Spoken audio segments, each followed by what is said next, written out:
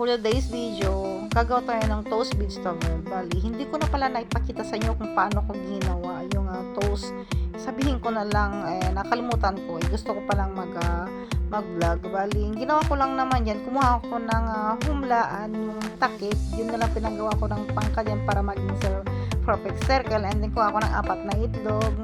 And with the breadcrumbs. Bali, dinip ko yung ginawa kong circle na toast, and then fry ko siya with the breadcrumbs. Ayan. And then nung sinit aside ko, tapos nung lumamig, kinat ko sa gitna, hinap ko. Ayan, yan po, ganyan ang pagkagawa. And then nilagyan ko na ng litos and the cucumber, ganyan. Of course, nauna yung palaman na nakikita nyo, yung cheese.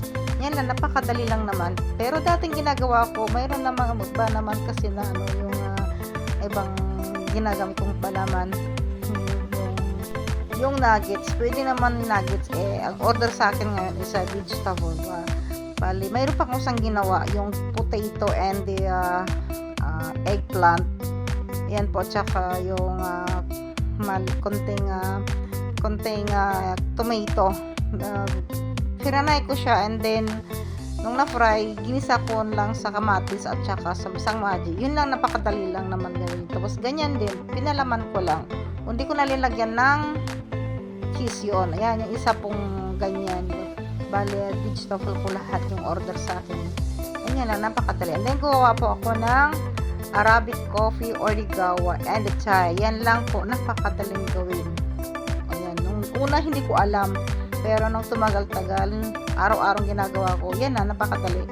Lagyan lang ng mainit na tubig para mabilis kumulong ating coffee, Arabic coffee. And then, nung kumulo, nilagyan ko ng ghee. Ghee ang tawag nila dyan, parang mint. Yung amoy tsaka yung lasa niya. Yan. Nung kumulo, ayan, pakulan pa lang natin konti para maano talaga yung lasa ng ghee na huling mo. And then, sinala ko, nigay ko sa matara or the thermos. Salaan siya para hindi yan yan. Gumawa ako naman ng tea. Yan, isang pinjal lang ginamit ko, yung maliit na baso na ginagamit nila yan.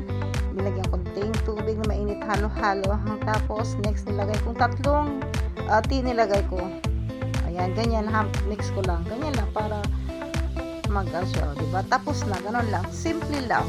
Pwede na sila mag-snack kung gusto natin. Yung isa po, yung cheese puff pastry na una ko lang ginawa. Dati may ginawa na ko yan kung paano ko nagawa. So, dagdag lang sa order. Yan na, ready to serve. Thank you for watching.